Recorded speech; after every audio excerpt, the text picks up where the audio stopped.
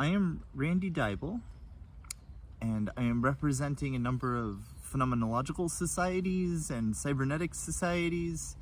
And I came to Europe a week ago for a conference that I put on in The Hague called Thinking the Float Tank. And it was, I think, an incredible success in that it brought together cybernetics, phenomenology, and a number of other disciplines in a really nice synthetic way.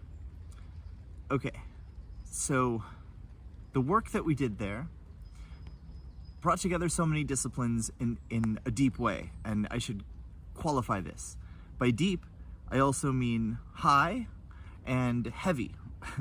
And these things may coalesce into such ultimate metaphysical categories as are denoted by words like God, shunyata, nothingness, the absolute infinite, the infinite sphere, and things like this.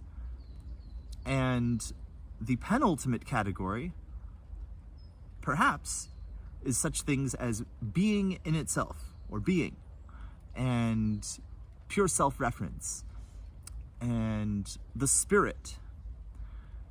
So, these of course interact in very interesting ways, these categories of the ultimate and of the penultimate, and of course the way that they interact, or the way that they are connected, gives us a sort of anti-penultimate category. And there's a slew of names for this as well, coming from different disciplines and different cultures and different time periods. So, having qualified this heaviness, this deepness, I should also say that this can be felt not only intellectually in such a conference as I've described, and at phenomenology conferences and cybernetics conferences and philosophy conferences in general that touch upon metaphysics, that go into ontology, and that think these things outside the rules of the specific disciplines in a really and truly deep and heavy way. Now, after the conference, I traveled to Speyer and Schifferstadt and Bergzabern. And these places, I'm probably butchering the pronunciation a bit. I think it's Bergzabern. Anyway, Bergzabern is where Hedwig Conrad-Martius and Theodor Conrad had a farm, an orchard, a house called Das Phenomenologenheim by Eberhard Ave Lallemant. And this became the title of a book, Das Phenomenologenheim, by an Anglican minister named Joachim Feldes. And Joachim was gracious enough to host me and my family while we traveled after the conference to his area. And he hosted us, and he showed us around all the sites where Edith Stein, who was a student of Edmund Husserl, so a first-generation phenomenologist of incredible fame in the academic philosophical world, but even greater fame in the universal realm of Catholic and religious theological stuff, because she is a saint, Saint Benedicta of the Cross. She was canonized and beatified by Pope John Paul II in the 90s, and he was a phenomenologist, and as well, he was very close with Anna Teresa Temeniecka, who founded the World Phenomenology Institute, and she helped him publish his first book, The Acting Person. And people like Anna Teresa Temeniecka and John Paul II recognize the importance of phenomenology in the universal stage of science and philosophy, those ultimate enterprises of humanity. So they raised her to sainthood. And this is very important because the point of that was besides the obvious reasons, for the Catholic public, there's a less obvious scientific reason, and that is to get this Wesenwissenschaft of phenomenology, that is a science of essences that is also the essence of science, to get that into the very highest heights, and world recognition. So this leads to a future for phenomenological philosophy. And in certain of Edith Stein's books, the Act and Potency and Finite and Eternal Being, she focuses on metaphysics, on how time relates to eternity, and how being, or actuality and existence, comes from a larger field of potentiality or possibility. And for this metaphysical work, in those books, for example, in much of it, she defers to her friend, her colleague, Hedwig Conrad-Martius, who was also her upperclassman, her older student of Husserl. So Hedwig Conrad-Martius and Theodor Conrad had this orchard, and they hosted Edith Stein and a number of other phenomenologists, especially in the 19-teens, 1920s. And in 1921, Edith Stein had her conversion experience at Hedwig Conrad-Martius's home there in Bergzabern at das Phenomenologenheim. And that was January 1st, 1922, when she decided that she would move from being, your usual, deeply philosophical, but generally sort of atheist college student. She has a Jewish background. Her autobiography is called, Life in a Jewish Family, or something like this. And she had this conversion experience that led her to God. She became a theist. Not only that, she became a Catholic. And that was at the church there in Bergzabern. So Joachim Feldes, he took us to the last place that Edith Stein was seen before she went off to Auschwitz, just by a chance stopping of the train right there. And there's a lot more to say about that. He gave us a whole history, and he also graciously allowed me to take some video. So we have all this information,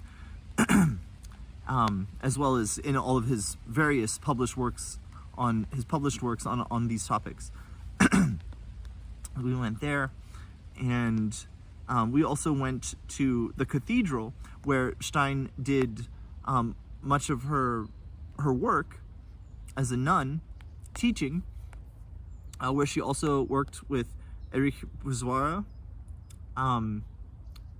who wrote the book Analogia Entis, very important theological work, and where her shrine is. In fact, it's a part of the baptismal gown that she wore when she was baptized on that January 1st. So when Edith Stein realized that she needed to become a Catholic, she went to the cathedral and she had to wear white for a baptismal gown.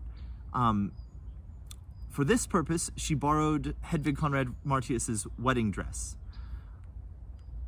I don't know if she really borrowed it and gave it back, or what, but right now it's actually in Cologne at a cathedral, as a as the property of a saint. So it's on display there. But what I saw in Speyer at the cathedral there was just a tiny piece of it decorated and with jewels, with gold, and put into a box amongst other relics like a femur bone from another saint and so on. So it's pretty astounding, the way all these things are connected. And yeah, so So we saw all these things. We went to Bergzabern. The house, someone lives there. It's occupied, so we couldn't go inside and have a phenomenological tour there. But since then, we've traveled through Switzerland and on to Munich, back into Germany. And so now here we are in a forest cemetery in Munich. And it's actually one of the largest cemeteries in Europe. I believe it is the second largest cemetery. It's the largest cemetery in all of Germany, the Waldfriedhof, if I'm getting that right. I've only been here for a day. I've been here before, but ich spreche Deutsch aber nur ein bisschen, okay? So I'm doing what I can, but you know, in this huge cemetery, which I looked all through yesterday, it was epic. I had the help of my friend Dietrich Gottstein, who was the stepson of Eberhard Ave Lallemant, from whom we get this word, Phenomenologenheim, and the Bergzabern circle of phenomenology, and who was a historian of all these things, and who was Hedwig Conrad-Martius's student.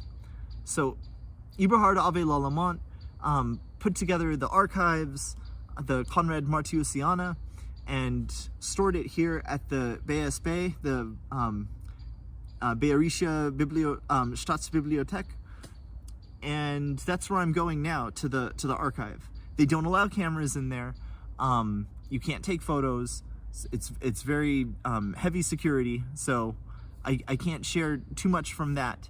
But I thought it would be very important to come to this cemetery to give this story of how I found Hedwig Conrad-Martius finally. Here she is, with her husband, Theodor Conrad, both of whom are very important philosophers, but she is Edith Stein's godmother. She's not Catholic, but she was able to obtain an exception so that she can be Edith Stein's godmother, because they were best friends. So it's a cute story, and it's also really heavy, really deep.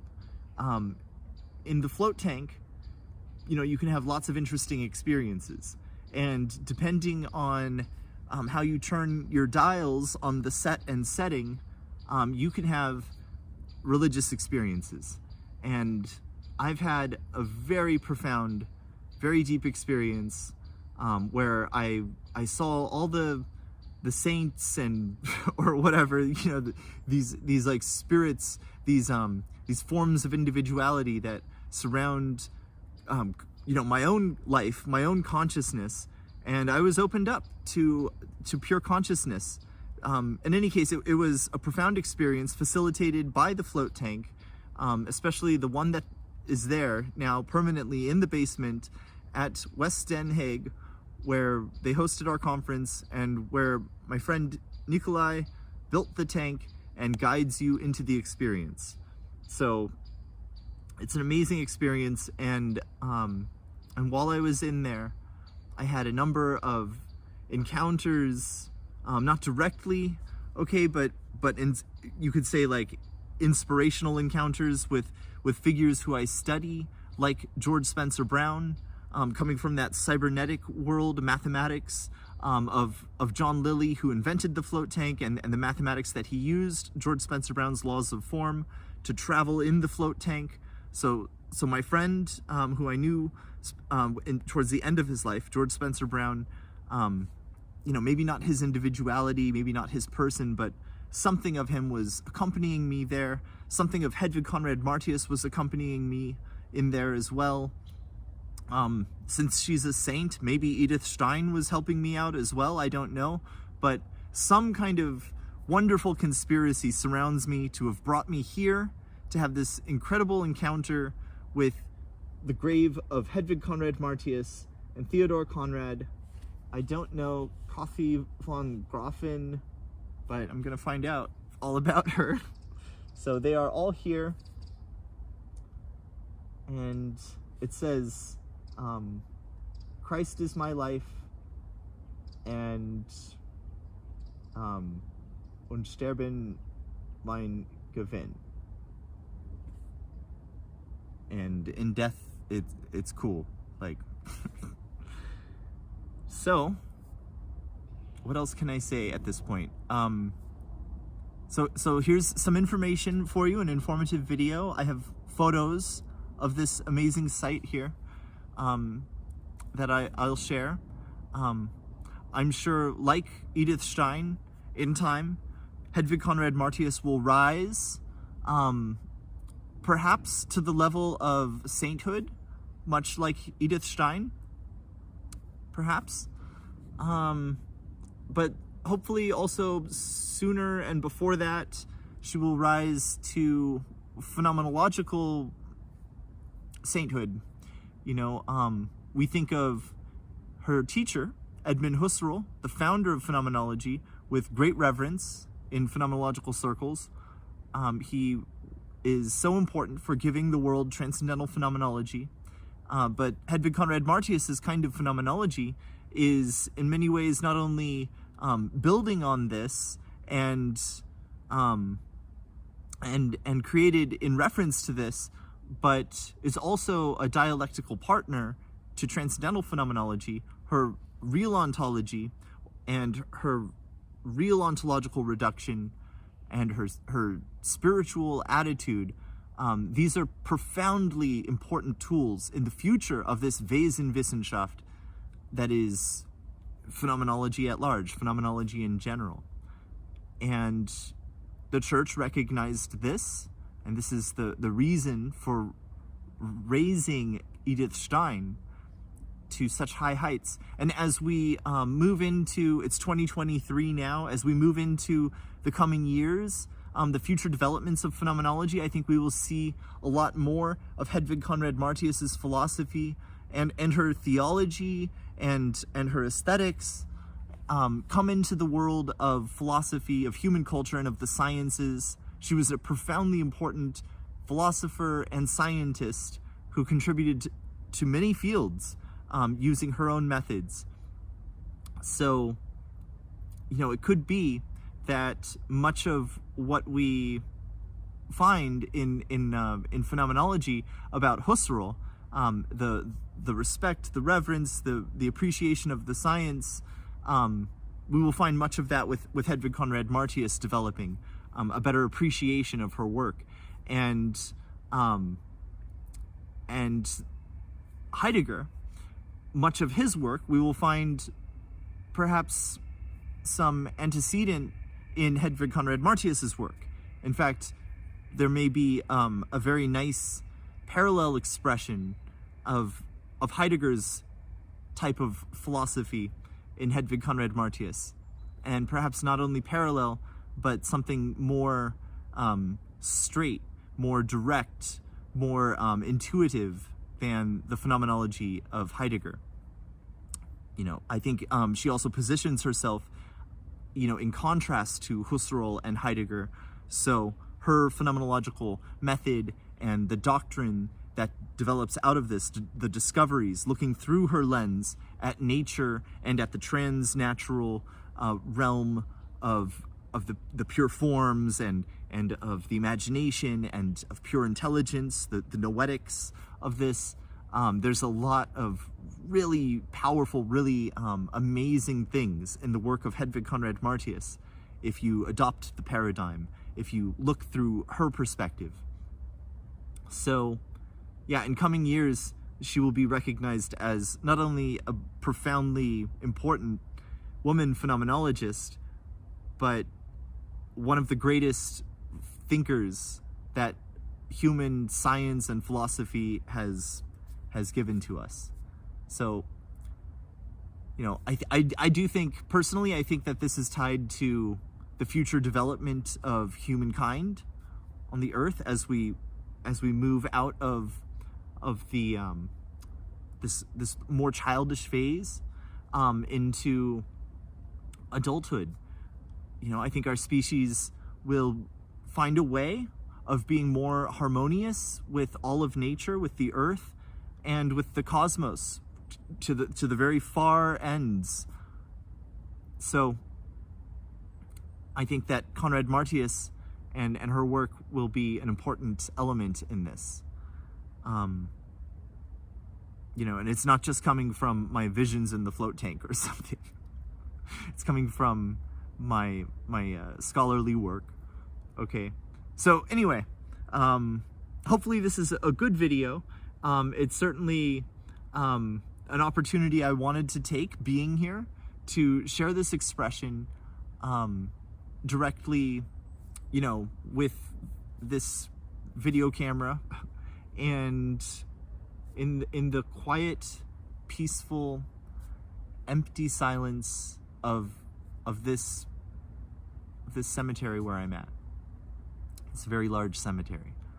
So thank you for hearing me out. Thank you for joining me. I hope that this video inspires people not to necessarily come here, but to appreciate her work and to consider the bigger picture of how what she does in her philosophical work connects to the kinds of things that, for example, that I'm working on with the Thinking the Float Tank conference, the videos of which are all about to be up on YouTube and certainly on the website of West End Hague, and how it relates as well to like the mathematics of George Spencer Brown, but also just generally, you know, there's a real spirituality here.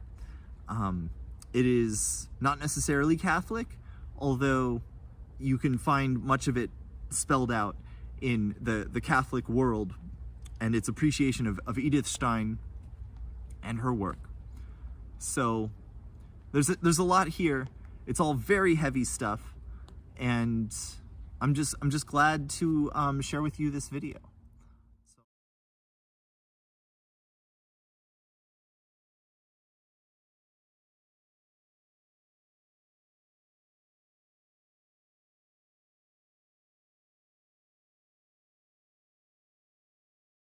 When the Vatican wanted to canonize Schifferstadt, they looked desperately for miracles. Okay, and This was in the 90s? this was in the 90s. Yeah, 87. 87 was the beatification in Cologne, and when the Pope was here, and in 98 there was then the canonization. So I think it was in the 90s. I have once watched checked the papers of the Vatican. Anyway, and now there was a miracle in Louisiana, and a young girl, I think she was 13 or 14, had kind of very heavy hepatitis, like kind of that, and there were no signs of any healing, of any recovery. So when everything had failed, people came together in a prayer chain. So they combined each other and so. And one of these ladies, Laura Moore, she was also from Louisiana. She said, "I would like a sign of memory for Edith Stein where people would not expect it." And then she went in touch with us here and said, "What about installing a plate like that on the station, where people would never expect such a remembrance like that?" Yeah. And then she went in touch with colleagues in Speyer, and then later on this was then installed. Actually, when the canonization was 98 in Rome, before the service, several people explained parts of her life, and the English part was done by Laura. And Laura was also here. She was also host of my mother in 20 or whatever. Yeah. Yeah. This is the story of this here.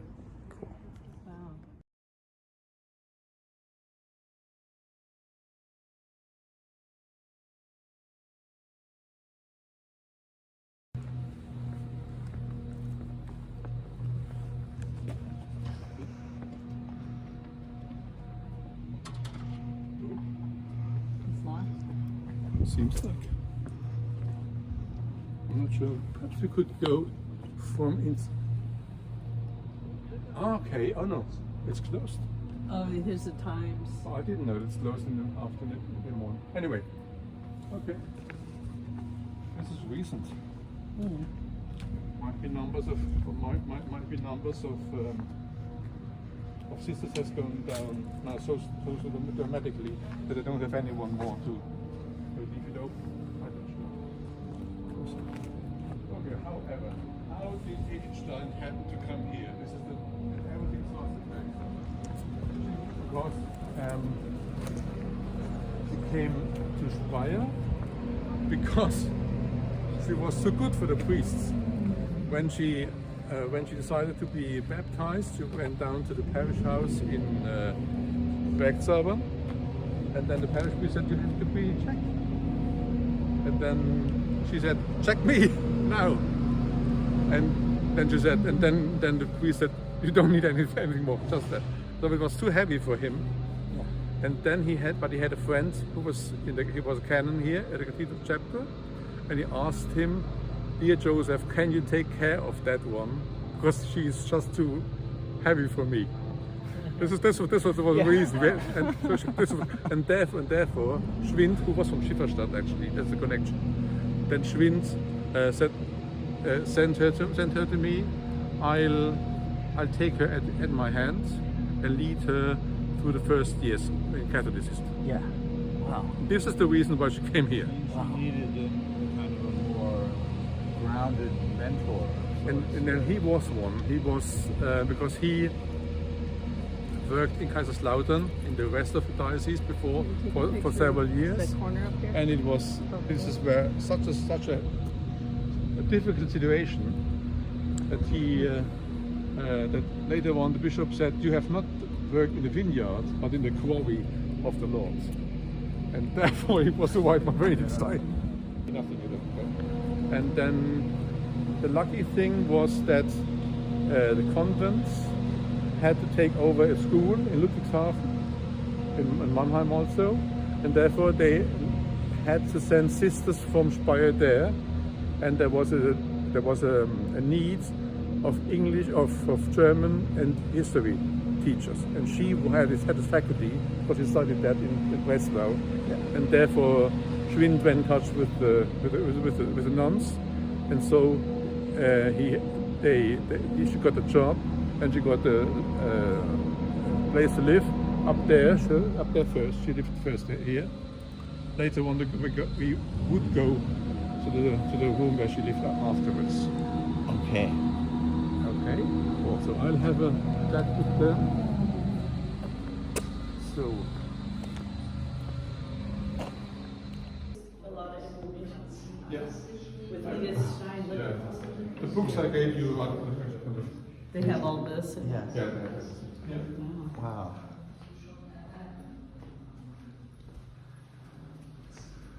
So as I said, at first she stayed over there, and then she got a new room, which was here, and she lived here for the rest of the day. this is her room. Yeah, this was her room. Oh wow.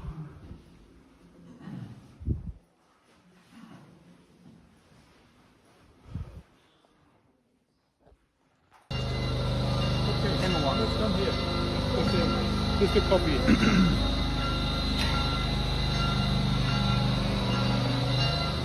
So, this is the copy. The original is in Rome.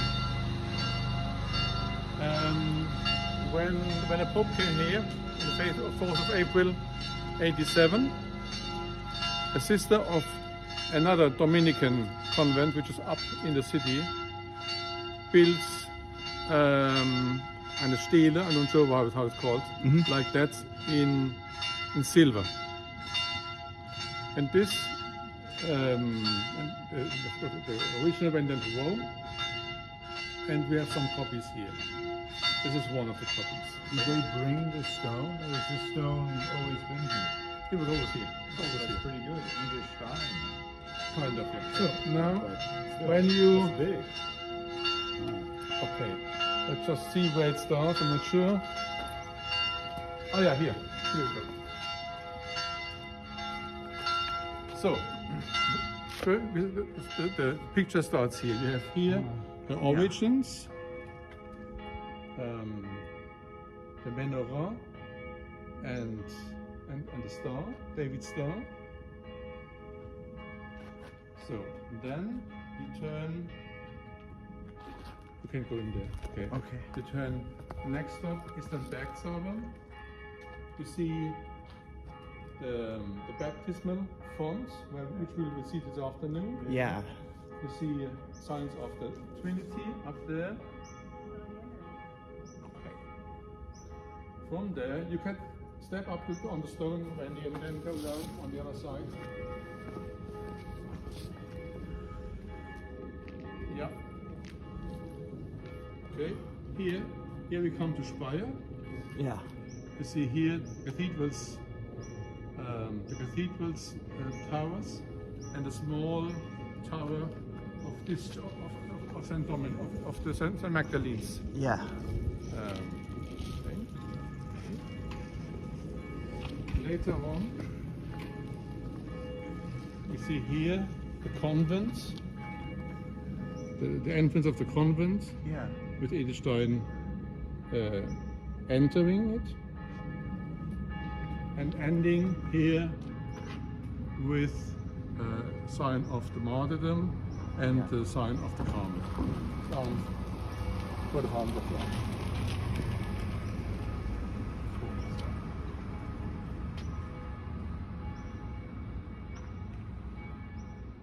As a sign of service to God, Right. which is all I only recognize when working on Thomas Aquinas.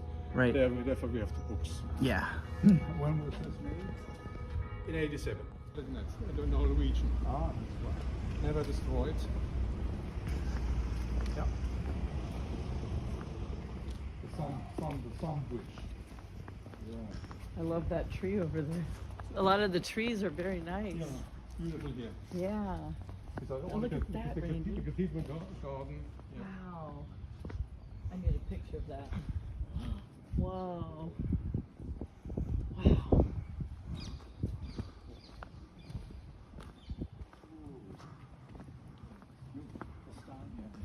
Yeah. See, and they are remembering here that Edith Stein walked here. It was she often walked across this bridge from the convent to the cathedral, and this is the figure of Saint Nicholas is remembering the harbour, because he was the harbour of Speyer in former times. Cool. Look at that bridge.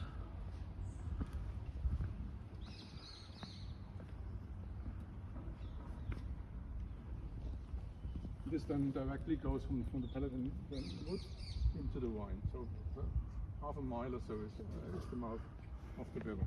Wow. So this is a canal. Or No, this was is a stream this that book. was in- That's yeah. the stream. It comes from what 80 kilometers then, and then over there.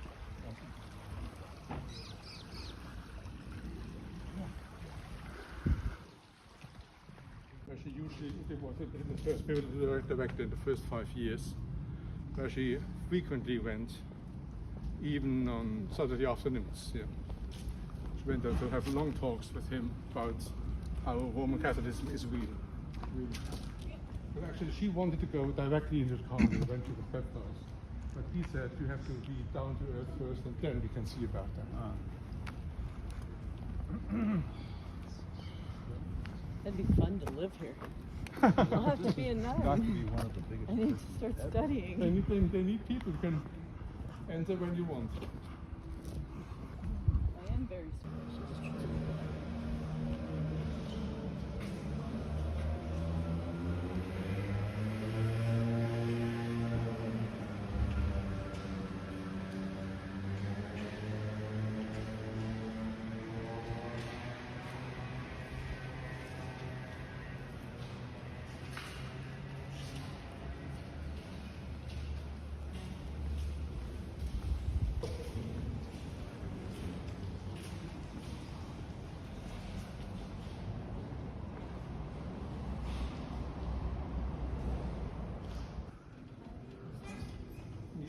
will have a guide and there's some leaflets in English too. But just go just that this atmosphere.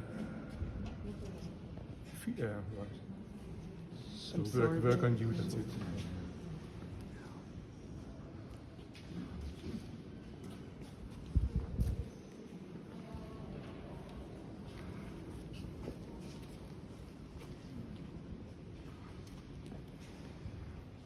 So the convent belonged as parish to that thing, and so she went up and she did confession usually over there.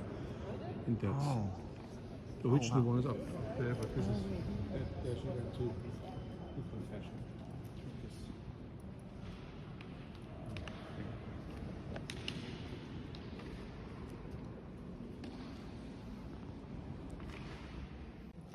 This is the middle of the cathedral. From here 67 to that one, 67 to the other, to the other end.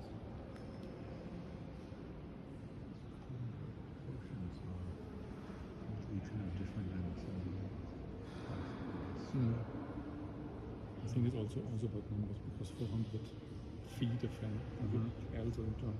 I don't know what's in English. Everything it says numerically.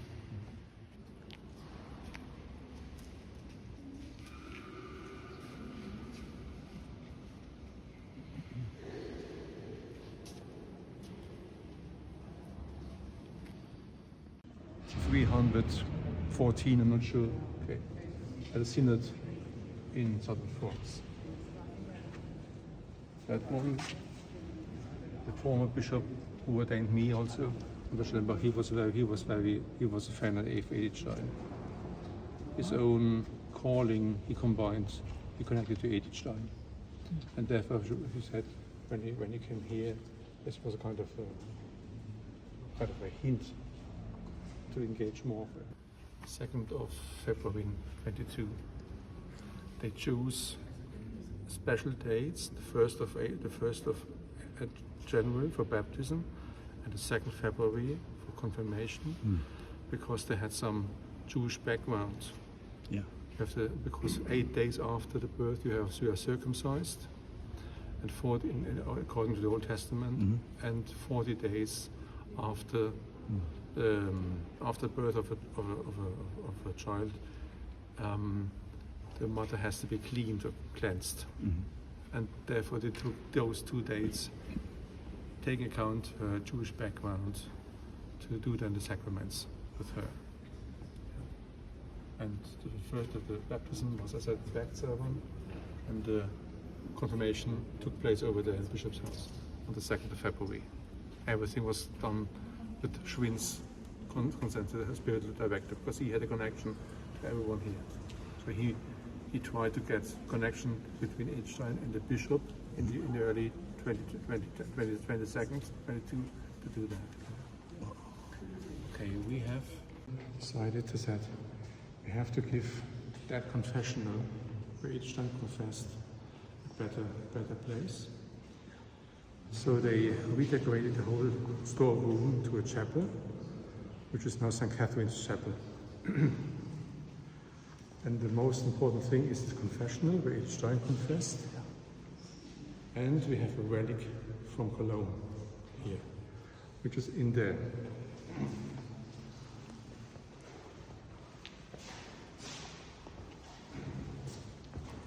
Edith Stein took her vows in 35, I believe. She wore kind of a white dress. And this dress is still kept in the Carmel of Cologne. Oh. And some small pieces are given. One is in Rome, one is here. Some others too, but this is the main relic here.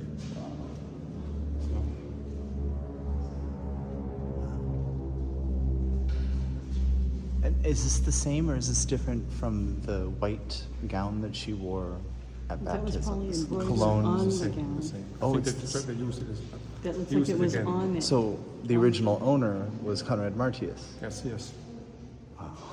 I'm not sure, but it could be. That's what we've. Okay, I read your article. I think someone's. Okay, yeah. No, I didn't do anything on that. Okay. So could be. This confession? Yes, this is the confession of Edith Stein confessed. Yeah. And actually, Schwinn died in that. He died on the 17th of February inside. He was doing a final. He was going to not with her, but on this Saturday, I think on the 17th of February, 17th September 27, he got a heart attack during the confession, to any confession, and he was then taken out, and they wanted to bring him over to his house, but on the way there, he died. Wow. Yeah. So these were the first 5 years of Edith Stein. Do you think he was listening to a confession? It's a good place to go. Sure. Yeah. Closest way to heaven, isn't it? Right. Sure. The gateway. Oh, that's incredible.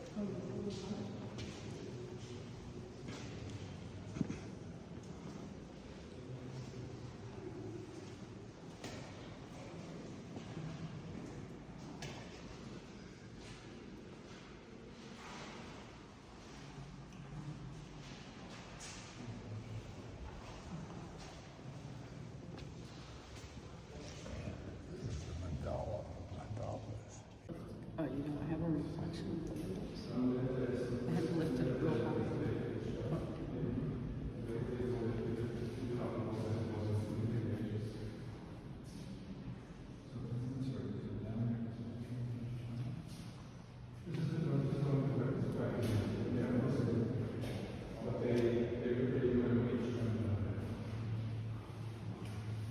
You can have extra toy next time.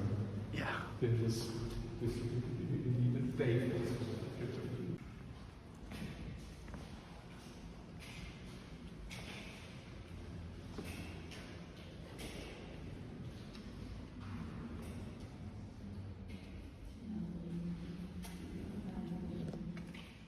This was done in 87, and ours was done in 95. And here you have the other choice of titles. That Edith Stein was a Jew, an atheist, a Christian, a Carmelite, and a martyr. Wow. This is what they chose here. So it's kind of beautiful that it's up and down. Yeah. And it's the only chapel like that in Germany, as far as I know. Boy, and with this history, it's just at the heart of the church. It's incredible. This is 1066. Okay. Really combines modern life. Yeah. This is so cool. It's amazing when you imagine what circle you are in. Jesus, I love it. It's so cool. Yeah, very. Yeah, this is just Yeah. Yeah. And on Wow. top there's the blooming Christ. When was this? 80s or 90s. Is that a toad? Is that a toad? Could be, yeah. Long toad. Bird toad.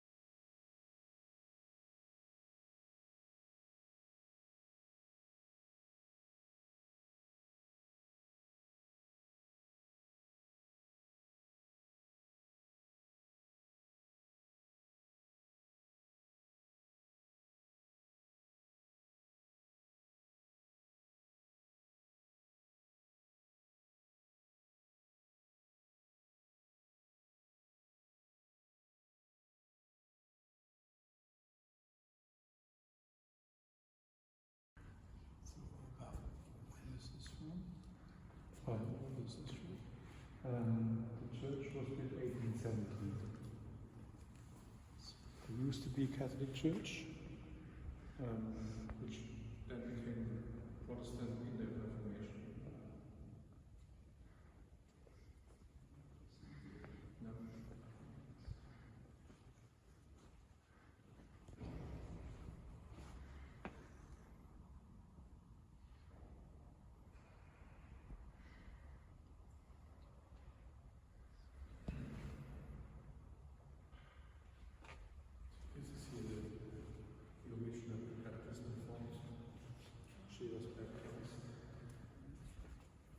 used to stand over there. In the 90s, we had a huge redecoration of the church. I was here. So, I'm sorry, this is the font? Or This is it. This is it? This is the font. Wow. They do it like this? Oh, like, okay, yeah. Yeah. Because it's too little to go in. No, you cannot fully.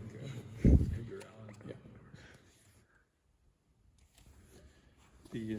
The crucial change in the redecoration was that we took the baptism font from there here, because usually when you become a Christian, you first get baptized and then you go to the meal of the Lord. So therefore, there's an entrance here. First, you're remembering, you're minding your baptism, and then you take part in the Eucharist. This was the main change. Yeah. I was baptized when I was 8 at the Mormon church. Mm-hmm. Since being a Christian.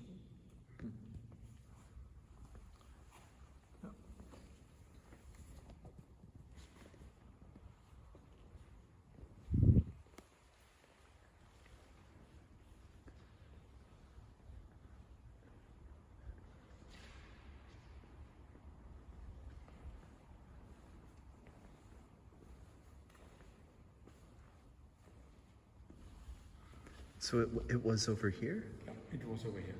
Over There. here.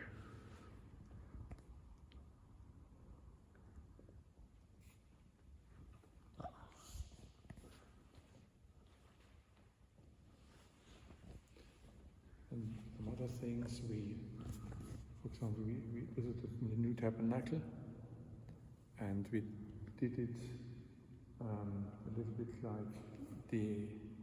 like the Torah shrine in the synagogues. You know what I mean? No. Where the Bible is kept in the synagogues. Okay. In the Torah rolls, the scripture rolls. Oh, yeah. Like that. So we Oh, did okay.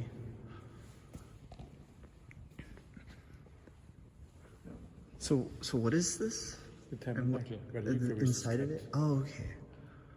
Those Eucharist which is not consumed during Mass is put and reserved in here. Oh, okay. I think that they changed bread.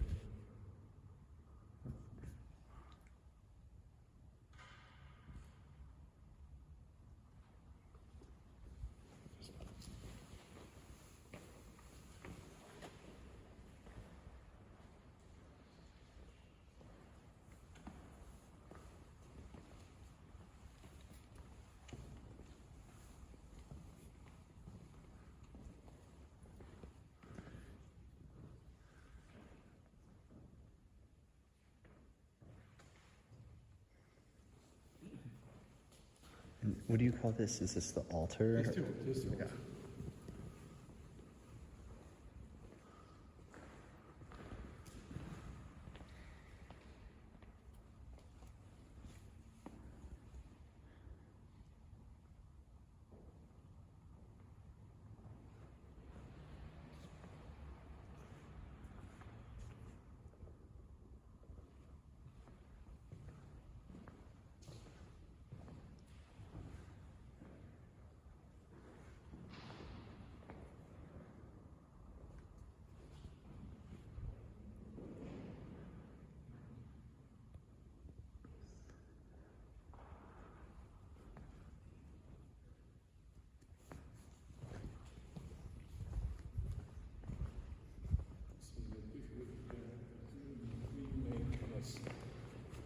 One is red, one is green, one is gold.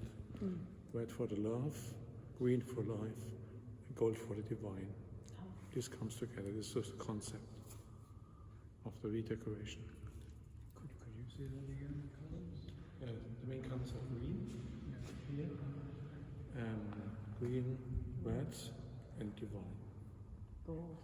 Everything comes together. We have the old church, the old cross was outside. Okay? And we wanted to change the theme because of the sign of death, the sign of life. Life. This is important here because so many people come here to Bergzabern for for health reasons. And therefore we wanted to change a thing which is uplifting church. This was a concept.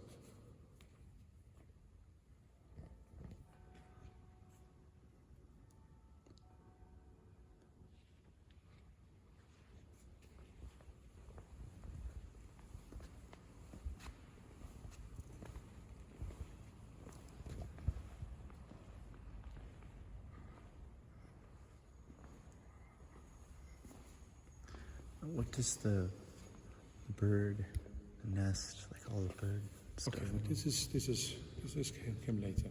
The bird thing is, see, she has the pearl. Yeah. Okay. Now the bird, of course, is a sign for the Holy Spirit, which you receive in baptism. The other thing is, there is this story, emergent. Went around and found in a field a pearl, and he sold everything to get the pearl. Like Edith Stein, she found the truth. Yeah. In here, and this is the pearl. Therefore, up there, there's the statue of her.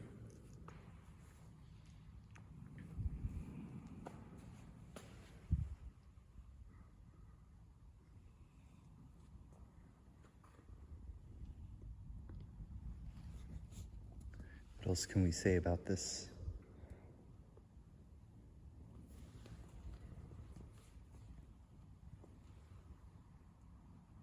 See here, you have the David star. Yeah. And the baptism on it. Right.